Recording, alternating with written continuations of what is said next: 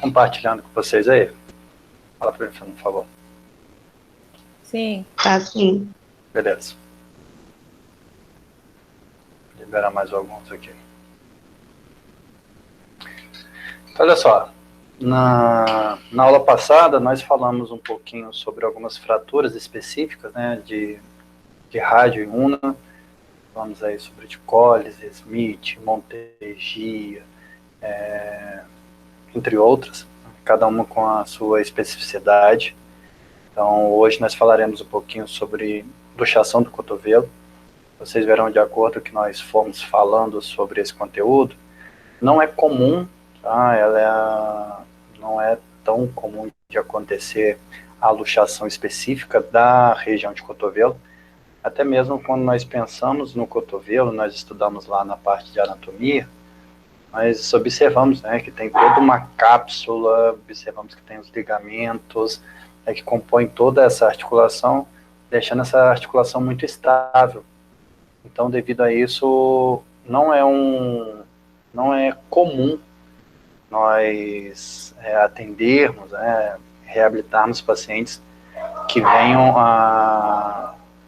em consequência de uma luxação do cotovelo.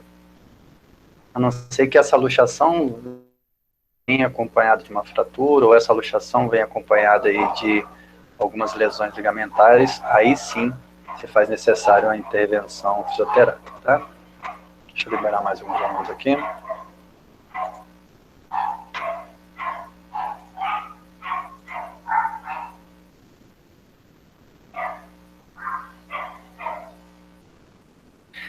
Olha só, as lesões que acometem o cotovelo são incapacitantes, pois essa articulação é de suma importância para o posicionamento e movimento das mãos na maioria das atividades, e isso nós falamos lá em biomecânica, né, da função, especialmente do cotovelo, né, porque o cotovelo ele consegue ter, faça com que tenhamos maior amplitude de movimento em relação aos nossos membros superiores.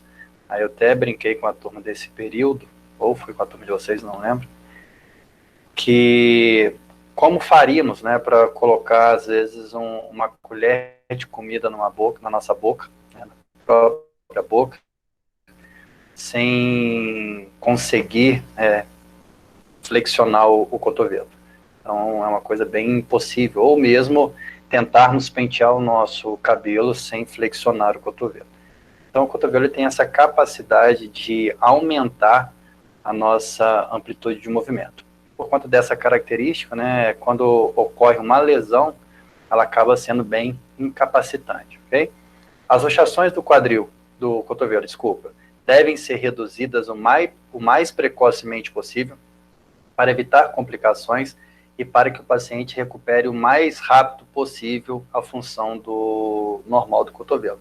Quando nós falamos em redução, acredito aí que a maioria já saiba, né, mas a gente precisa falar novamente, redução nada mais é do que, se por acaso houver essa luxação, essa alteração aí da biomecânica, essa alteração anatômica da articulação do cotovelo, o médico simplesmente ele realiza uma tração, então ele posiciona, né, seja o húmero ou a rádia una, ele faz essa tração para que retorne essa congruência articular, tá? Então, nada mais é do que médico, né, o ortopedista, ou dependendo se for uma prática esportiva, a gente vê muito isso no futebol, no vôlei, no basquete, que por algum motivo ocorre essa alteração, o próprio fisioterapeuta vai e realiza essa redução ali, tentando alinhar ao máximo essa articulação. Vou liberar mais alguns alunos aqui.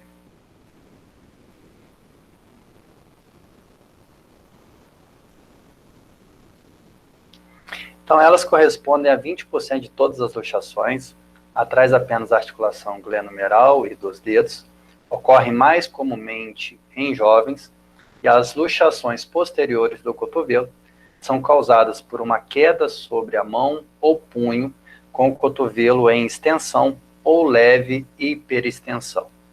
Luxações anteriores não são comuns, e admite-se que sejam causadas por impacto no antebraço posterior em posição de ligeira flexão.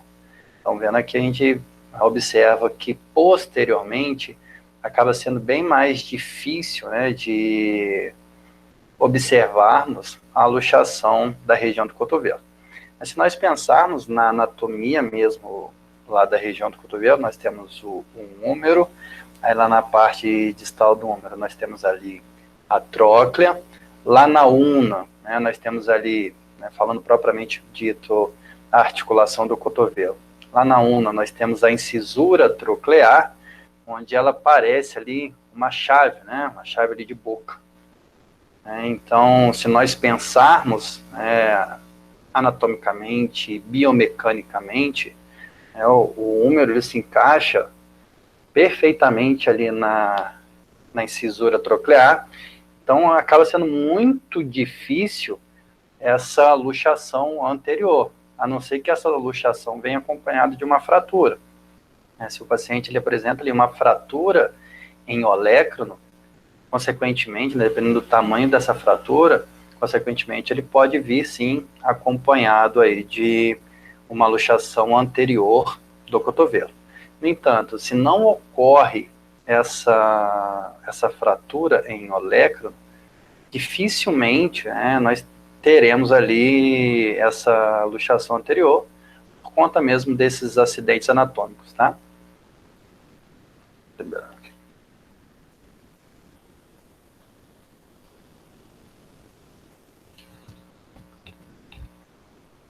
Deixa eu passar aqui outro. Quando ocorre essa luxação, né, posterior, que acaba sendo a mais comum, as manifestações clínicas dos nossos pacientes incluirão dor. Na hora, sim, a gente já observa ali a presença de edema, então é muito característico. Esse edema, ele se apresenta instantaneamente nos nossos pacientes. Pode vir acompanhado ali de algum hematomas, né, fica bem arroxeado a região. A amplitude de movimento do paciente é bem limitada. Esse paciente, muitas vezes, ele vai ficar com uma postura antálgica, com o cotovelo em flexão, né, mantendo e apoiando ali o cotovelo, não deixando o membro solto. Tá? É muito comum essa característica do nosso paciente, e além de total instabilidade articular. Tá? Então, são essas principais características, né, as principais manifestações clínicas, os principais sinais e sintomas que nós encontraremos nos nossos pacientes com luxação de cotovelo. Então, assim, a maioria das luxações simples do cotovelo, ela é reduzida facilmente, né, aquele processo que eu falei com vocês, né, o ortopedista, o fisioterapeuta, ou um clínico geral, dependendo do que for, né, o setor que esse paciente for atendido, ele realiza essa redução de uma forma simples. Cláudio, Oi. Pode ser que volte sozinho? Sozinho não. Tá. Você às vezes pode fazer voltar. Mas, exemplo, houve uma subluxação, vamos pensar, ou uma luxação, na verdade, igual o caso. Houve perda dessa congruência articular. Você mesmo, né? Igual eu já dei o exemplo para vocês da região de glenomeral. Às vezes a glenomeral e o paciente tem uma luxação de glenomeral, até brinco e falo, porque acaba sendo verdade mesmo, de alguns pacientes relatarem que eles apoiam o ombro na parede e eles forçam para que a cabeça ali do ombro se encaixe novamente na cavidade glenóide. Mas se por acaso, exemplo, poxa, houve uma luxação de cotovelo, se eu não faço essa redução sozinha, tem como voltar, né? Ou será, essa redução voltará por mim, ou por um profissional da área de saúde. Entendi. A sua conseguiu voltar sozinha? Não teve nenhum caso específico. Ah, tá. Obrigada. Nada. Olha só, em casos de impossibilidade de redução, deve-se investigar por meio de radiografia e exame físico meticuloso, e então indica-se a cirurgia. Então, o primeiro procedimento, né, o fisioterapeuta, o ortopedista, ele faz uma avaliação ali rápida da situação, observa se houve fratura exposta, se não houve fratura exposta, através de palpação, ele vai observar se há continuidade desse segmento ósseo, ou através da palpação ele observa que em algum momento há uma depressão ou há uma elevação desse osso, então ele já suspeita de alguma fratura, ou dependendo da manipulação que ele realiza no momento ali da inspeção e da palpação, ele pode observar se há lesão ligamentar ou capsular, então aí acaba sendo aí pensado num procedimento cirúrgico para esse paciente, tá? Porque muitas vezes ele faz essa redução, ele reduz, mas não, acaba ele tirando essa pressão da redução, né? A partir do momento que ele solta essa força para realizar a redução, luxa novamente esse cotovelo, tá? Porque não está conseguindo manter mais essa congruência articular. Muitas vezes por conta de uma lesão ligamentar ou mesmo uma lesão capsular. Então ele faz a redução, encaixa ali, mas na hora que ele retira essa força, ocorre aí novamente a luxação. Ou mesmo quando ele faz essa redução e não consegue encaixar, né, não consegue manter ali na posição fisiológica, tá, na posição anatômica correta. Então, aí acaba sendo necessário encaminhar para o setor, realizar um raio-x, realizar ali uma ressonância, né, para ver se há lesões em tecidos moles. As causas mais frequentes nas indicações do tratamento cirúrgico na luxação de cotovelo são as luxações irredutíveis, essas que eu comentei com vocês, né, fraturas ósseas associadas e grandes instabilidades ou lesões neurovasculares. Essas grandes instabilidades, elas se dão, né, devido a lesões ligamentares e lesões capsulares, tá? Então, devido a essas lesões, não conseguimos manter essa congruência articular. Vou liberar mais aqui.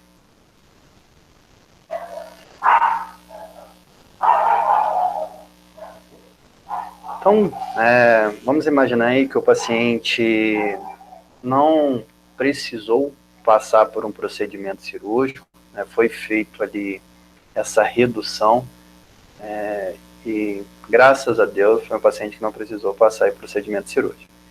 Mesmo assim, né, mesmo ele não passando por nenhuma intervenção cirúrgica, nenhum procedimento cirúrgico, esse paciente ele apresentará, né, edema, dor, diminuição de ADM, dificuldade para realizar as suas atividades diárias. Como ele ficará um tempo, né, sentindo essa dor, com edema nessa articulação, consequentemente esse paciente terá uma diminuição da sua força, então nós precisaremos reabilitar esse paciente, né, precisamos fazer com que ele retorne às suas atividades.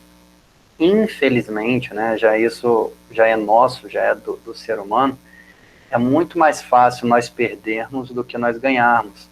Então, para um ganho de força muscular, às vezes, né, a gente demora aí 2 meses, 3 meses, para a gente conseguir ganhar bem essa força muscular do nosso paciente. Dependendo do tempo que a gente realiza a fisioterapia, às vezes aí até um tempo maior para conseguirmos um ganho eficaz aí de força com esse nosso paciente. Mas, infelizmente, né, em contrapartida, se esse paciente ele ficar aí uma semana com o membro imobilizado, nós já teremos aí uma grande perda de força, uma grande perda de massa muscular do nosso paciente. Tá? Então, deixa eu liberar mais aqui.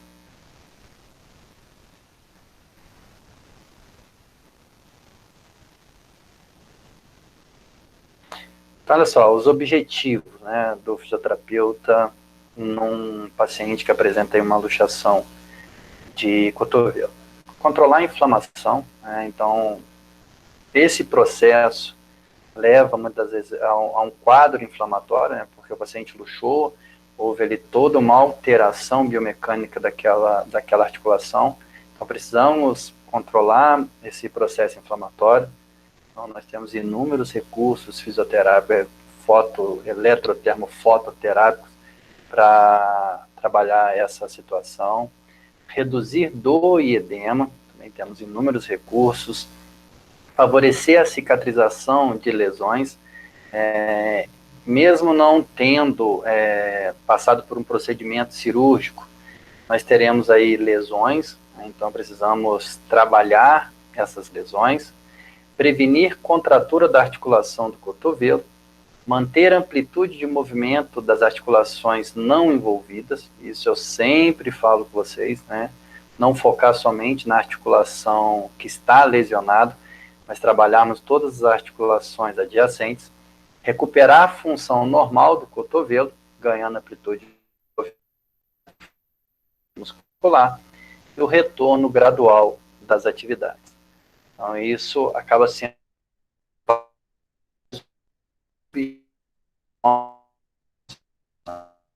como fisioterapeuta, um paciente aí de cotovelo.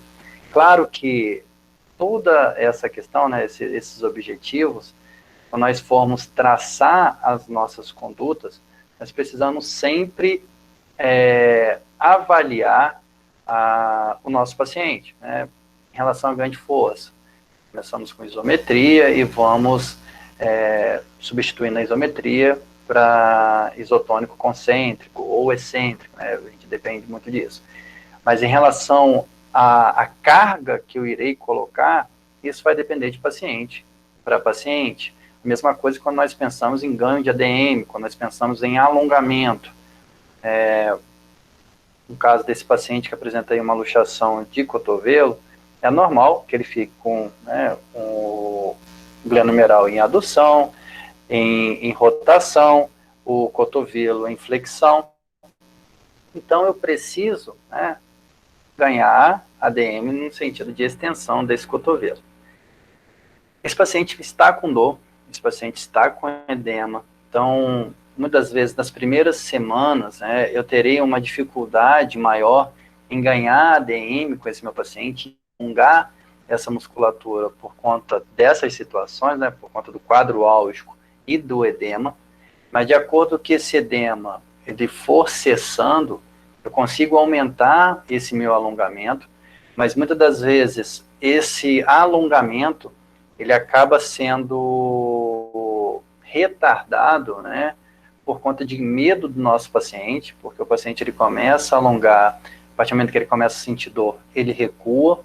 Então nós precisamos trabalhar muito também essa questão de propriocepção, conversar bastante com o nosso paciente, falar que dói é normal, mas nós iremos respeitar esse quadro álgico deles, né, não ultrapassando esse limite álgico dele, porque acaba sendo muito comum. Nós mesmos, se nós sentimos dor, nós não vamos ficar alongando além do que possamos suportar. Então a gente precisa ter um pouquinho dessa preocupação e sempre observar de paciente para paciente, tá? Então, somos únicos, cada indivíduo ele é único, e nós precisamos ter... Deixa eu esperar mais uma. Então, nós precisamos ter essa preocupação. Em relação à questão de condutas, nós falamos ali dos objetivos. Então, na primeira fase, pensando no paciente com luxação, nessa fase são indicados proteção e repouso da articulação, porém, exercícios para as articulações não envolvidas devem ser orientados, às articulações adjacentes. Exercícios como de preensão, exercício ativo de punho e ombro em todos os planos, e exercícios isométricos para flexores e extensores de punho. Então, a gente não foca tanto nessa primeira parte, de ganho de ADM, de fortalecimento, na articulação de cotovelo propriamente dito, mas nós trabalharemos a questão de dor e edema, principalmente nessa região. Então, para dor e edema, recursos eletroterapêuticos e físicos, TENS, ultrassom, infravermelho, laser ou gelo, conforme quadro clínico do paciente. A mobilização da articulação deve ser precoce, para prevenir contratura articular, porém deve ser realizada sem causar dor ou estresse ao tecido lesado. Quando nós pensamos nessa questão de preservar a articulação que foi lesionada nesse primeiro momento, graças, né, à tecnologia, nós temos aí, mesmo que não possamos trabalhar de uma forma tão efetiva o ganho de força nessa articulação propriamente dita, nós podemos utilizar eletroestimulação, né, o FACE, dentre outros aí, para trabalhar essa eletroestimulação. Não forçamos muito, né, não aumentamos ali a intensidade do FACE ou de outro aparelho, até mesmo porque esse paciente ele vai sentir dor, mas para que haja uma pequena isometria mesmo com o aparelho de eletroestimulação, tá? Nós conseguimos manter ali uma intensidade mais baixa, pelo menos para que seja feito a contração muscular daquela região. É uma possibilidade, tem sido bem utilizada, tá? Quando não se pode ainda, né, fortalecer ali de uma forma ativa aquela articulação, tem se usado esses recursos. Na fase 2, após a retirada da imobilização, né, caso o paciente esteja imobilizado ainda, exercício ativo assistido e ativo devem ser iniciados para ganho de ADM, sendo realizado de forma suave e indolor. Aí, né, a gente dá um exemplo, né, com auxílio do fisioterapeuta, por meio de bastão, exercício de prono e supino, né, temos um aparelho prono supinador, a gente fica trabalhando esse movimento, e além de outros dispositivos. Alongamento para musculatura flexora e extensora de cotovelo, a intensidade e duração do alongamento, conforme tolerância do paciente, aquilo que eu falei com vocês lá no início, sempre observarmos, tá, o limite desse paciente, esse limite álgico dele, nós precisamos respeitar muito, porque senão, ao invés de ganharmos ADM, nós não iremos, tá, teremos aí uma dificuldade muito grande em ganhar ADM, porque a tendência é que esse paciente, ele contraia a musculatura.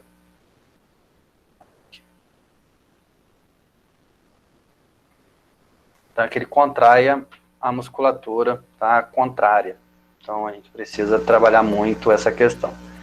Mobilização articular, então, tanto mobilização articular e, se for possível já, mobilização intraarticular, tá? Isso só se for possível, mas inicialmente só a mobilização articular com esse paciente. A partir do momento que eu observo que esse paciente já começou a ter um ganho de força melhor, né, realizamos o teste, o paciente já apresenta um grau 4 mais de força muscular, mas ao mesmo tempo que ele tem essa força, ele não consegue realizar a amplitude completa de cotovelo, nós podemos trabalhar ali um pouquinho de mobilização intraarticular, tá?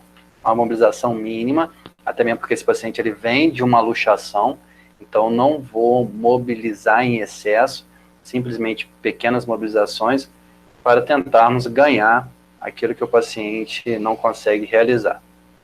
Exercícios resistidos são iniciados quando a amplitude de movimento do cotovelo estiver completa, iniciando com exercícios isométricos e evoluindo para exercícios isotônicos, tá? Então isso é muito importante. Olha só, exercícios resistidos são iniciados quando a DM do cotovelo estiver completa, iniciando com isometria e evoluindo para isotônico. Então, somente após a ADM completa, nós trabalharemos a questão de força, tá? Em relação à epicondilite, né, outra patologia que afeta diretamente a região do cotovelo. Nós já falamos isso, né, lá em fisioterapia em movimento. Agora a gente volta novamente falando um pouquinho sobre a epicondilite lateral e medial. Como eu sempre falo também, é um tipo de patologia que eu particularmente não gosto de trabalhar, não gosto de atender, porque isso depende muito do paciente, tá? A epicondilite, tanto lateral quanto medial, né, depende muito, vamos colocar aí que 90% do tratamento depende da cooperação do nosso paciente. E muitas das vezes, a causa, né, o motivo que leva o paciente a desenvolver uma epicondilite está muito, muito relacionado à sua atividade laboral. E esse paciente não pode deixar de trabalhar por conta da epicondilite. Então, aquele momento que nós pedimos de repouso, né, para que cesse esse, né, ou diminua esse quadro álgico, esse processo inflamatório daquela região, nós não conseguimos, porque esse paciente, infelizmente, ele não consegue parar, ele não pode parar de trabalhar. Então, infelizmente, aquilo que nós já falamos inúmeras vezes em sala, aquele paciente vai fazer 50, 60, 70, 100 sessões de fisioterapia e vai falar que a culpa é do fisioterapeuta. Tá? Então, eu particularmente não gosto de atender por conta disso, né? Porque a gente acaba levando a fama de que não solucionamos o problema do paciente. Então, quando nós falamos de epicondilite, né, seja lateral ou medial, é a síndrome de sobreuso mais comum de todas e está associado a movimentos excessivos de extensão de punho e dedos. Esta lesão envolve os músculos e tendões do antebraço, que se estendem desde o punho e dedos até se inserirem através dos seus tendões no epicôndilo humeral, na face lateral do cotovelo. O tendão mais comumente lesado é o extensor radial do carpo, ok?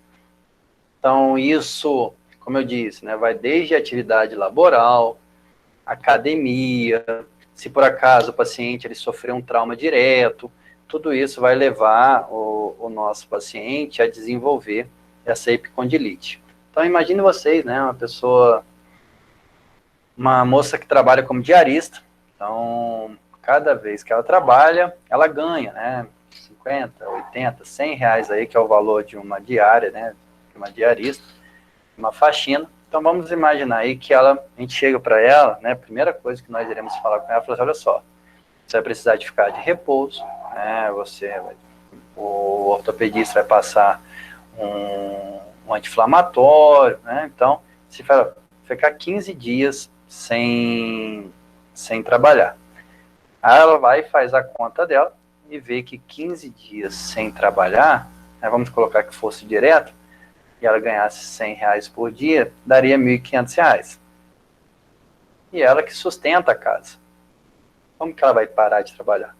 Então, isso é uma grande questão, né, que muitas vezes nós precisamos orientar essa paciente, aí vai da questão da anamnese, nós conversarmos qual o tipo de atividade que ela mais faz com o membro superior no serviço.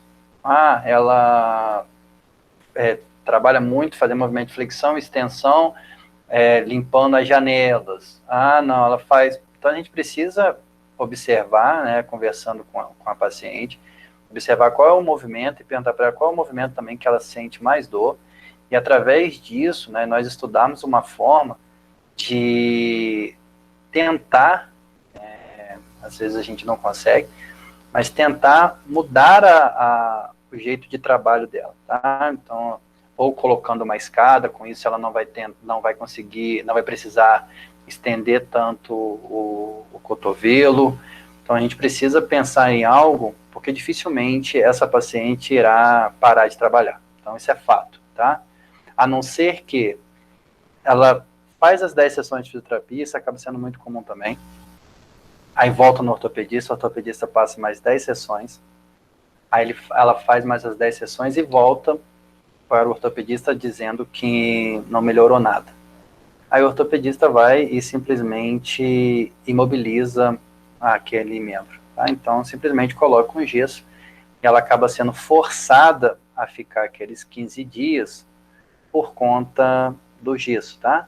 Mas a gente sabe que por conta do gesso ela vai ficar parada, vai melhorar o quadro álgico dela, mas ao mesmo tempo, esses 15 dias imobilizada vai fazer com que ela tenha uma fraqueza muscular, né, de vários músculos ali por conta da posição que foi imobilizada. Então a gente também tem que pensar desse outro lado, tá? Então a gente precisa focar muito no movimento realizado, conversando com ela, tentar adaptar esse movimento para que não seja necessário essa imobilização. Então, os principais, né, principal tratamento para esse nosso paciente, descanso, aquilo que eu falei com vocês aí desde o início. Então, evitar atividades que coloquem pressão sobre o cotovelo, ou que exijam um esforço muscular mantido nos músculos extensores do punho. Gelo, então, a gente solicita o paciente aplicar uma compressa de gelo na área lesada, colocando uma toalha fina entre o gelo e a pele. Use o gelo por 20 minutos e depois espere por pelo menos 40 antes de aplicar novamente. Compressão. Hoje nós temos aí inúmeros modelos de cotoveleira, tá? Desde cotoveleira que custa aí 30, 40 reais, até cotoveleira que tem fibra de bambu, que não tem costura, que apresenta várias coisas lá, aí de 399, 400 reais, cotovelas compressivas, então, específicas para reduzir o inchaço e proteger o músculo e o tendão, né, de novas agressões. E o uso de analgésicos e anti-inflamatórios, isso passado, né, e prescrito aí pelo ortopedista, então, né, paracetamol da vida, ou outros analgésicos mais fortes, se forem necessários. Ibuprofeno, dependendo do paciente, ele toma isso igual água, e acaba fazendo isso de uso contínuo, porque ele toma um remédio, melhora, ele vai trabalha lá o dia todo, como diarista, vamos colocar aí, ou outro tipo, pintor, né, ou o que for, trabalha aí forçando, aí morre de dor, chega em casa à noite, toma outro remédio.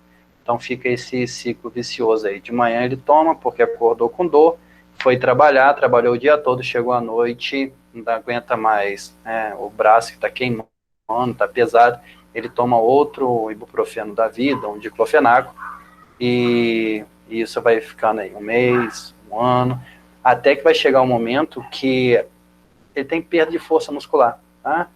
Que a lesão está tão grande, né, dessa epicondilite, que o paciente acaba perdendo força, tá? Ele vai segurar um copo, ele não consegue, ele vai tentar ali abrir uma porta, ele não consegue devido a essa grande lesão causada na região de epicôndilo. Na segunda fase, né, isso é a fase de orientação, pensando no paciente, para tirar esse paciente dessa fase aguda da doença. Então, precisamos recuperar a força e a mobilidade desse nosso paciente. Então, melhorou um pouquinho o quadro álgico, melhorou um pouquinho o seu edema, nós vamos pensar aí em fortalecer e melhorar essa amplitude de movimento. Então, nós podemos trabalhar desde massagens de mobilização suave dos tecidos, então isso a gente começa logo após a primeira fase. Pacientes que apresentam essa epicondilite lateral, tanto a lateral quanto a medial, eles sentem muita dor, bem mesmo na região de epicôndilo, né? Até aqueles testes que nós já fizemos, teste de Cosen, teste de Mil, teste de epicondilite lateral, teste de epicondilite medial, bem mesmo específico ali na região do epicôndilo. Então, realizamos massagens, mobilizações suaves naquela região, para liberar aquele local ali de inserção, né, desses tendões. Trabalhamos exercícios de alongamento progressivo dos extensores do punho, que deverão ser mantidos por algum tempo depois do final da recuperação. Então, não cessa aí o tratamento, mesmo após, né, as 10, 20, 30 sessões realizadas por esse nosso paciente, nós orientamos sempre realizar esse alongamento, preparando aquela articulação, preparando aquele músculo. Esse tipo de exercício também, né, esse tipo de epicondilite, é muito comum em praticantes de atividade física, né, que trabalha ali muito a questão de bíceps, trabalha muito a questão de tríceps, ele acaba forçando muito essa região, levando os pacientes a desenvolver esse tipo de lesão. Fortalecimento muscular dos extensores de punho e dedos, de início estático. No entanto, assim que a dor permitir, né, esse início estático é a isometria. No entanto, assim que a dor permitir, deverão ser introduzidos exercícios de fortalecimento excêntrico, tá? Foi observado que, no caso da epicondilite, tanto medial quanto lateral, após cessado esse quadro álgico do paciente, após cessado esse edema, né, processo, esse período, em período inflamatório, que os exercícios, né, com exercícios excêntricos, eles acabam sendo mais eficazes do que os exercícios concêntricos, tá? Então, por isso que a gente colocou aí a questão dos exercícios excêntricos ao invés de concêntricos, tá? Então, a gente pensa no paciente aí trabalhando os exercícios excêntricos. Mesma coisa, tá? Da epicondilite medial, ele acaba sendo a mesma coisa, né? A síndrome de sobreuso, ele está associado a movimentos excessivos de flexão de punho e dedos e pronação. Então, o outro ele trabalha a questão dos extensores, e a epicondilite medial trabalha a questão dos músculos flexores, e essa lesão envolve os músculos e tendões do antebraço, que se estendem desde o punho e dedos até se inserirem através dos seus tendões no epicôndilo humeral, na face medial do cotovelo. Quais são os tendões mais acometidos numa epicondilite medial? Pronador redondo, flexor radial do carpo e palmar longo, tá? Então, são esses três os tendões mais acometidos quando nós pensamos em epicondilite medial. E o tratamento, ele será a mesma coisa, tá? Tanto de epicondilite medial quanto epicondilite lateral, serão os mesmos tratamentos, os mesmos protocolos, os mesmos objetivos e condutas, né? Na maioria das vezes, a única coisa que irá mudar será ali o músculo, né? Nós trabalharemos os músculos extensores e outros nós trabalharemos os músculos flexores. Então, mesma coisa, ó, tá? Massagem suave, exercícios de fortalecimento, exercícios de alongamento progressivo dos flexores do punho e fortalecimento muscular dos flexores do punho e dedos e pronadores do punho, de início estático. No entanto, assim que a dor permitir, deverão ser introduzidos exercícios de fortalecimento excêntrico. Hoje em dia, nós temos aparelhos, né, de fisioterapia tão evoluídos, né, que isso é um recurso, assim, extraordinário para a gente como profissional, que tem aparelhos específicos que ele vem na sua função lá, tendinite, tá? Então, ele vem ali como uma opção tendinite. Então, você coloca, já vem mostrando a posição específica do eletrodo que você precisa colocar, seja para epicondilite medial, epicondilite lateral, uma bursite ou uma tendinite na região de quadril, na região do tendão de Aquiles, né, de síndrome de túnel do carpo, onde nós tivemos aí a possibilidade de termos tendinite. Esses aparelhos, eles mostram os principais. E você nem precisa programar, tá? Ele já tem sensores específicos, onde você coloca, ele já faz a leitura daquela musculatura, e automaticamente simplesmente você aumenta a intensidade desse aparelho de acordo ali com a capacidade do paciente de aguentar, tá? Você vai aumentando gradativo e vai perguntando para o paciente se está forte, se está fraco, mas automaticamente ele já trabalha a questão junto de fortalecimento, processo inflamatório, ele ajuda na questão de capilarização daquela região, aumentando o aporte sanguíneo para aquela região. Então, assim, melhora muito a evolução dos nossos pacientes, tá? Então, hoje em dia, nós temos esses aparelhos. Nós temos outros aparelhos, né, como já também comentado com vocês, os aparelhos de choque, onde Hoje também, né, com essa evolução, antes era só específico dentro de clínicas, mas hoje nós temos esses aparelhos de uma forma portátil, que nós levamos até a casa do paciente, e lá é programado, tudo com touch e tal, e você coloca a caneta ali, uma caneta bem grande, e você coloca em pontos específicos, e você dá o choque ali naquela região que precisa para melhorar dessa aptite e a tendinite desse paciente. Hoje em dia, não sei. Professor, tô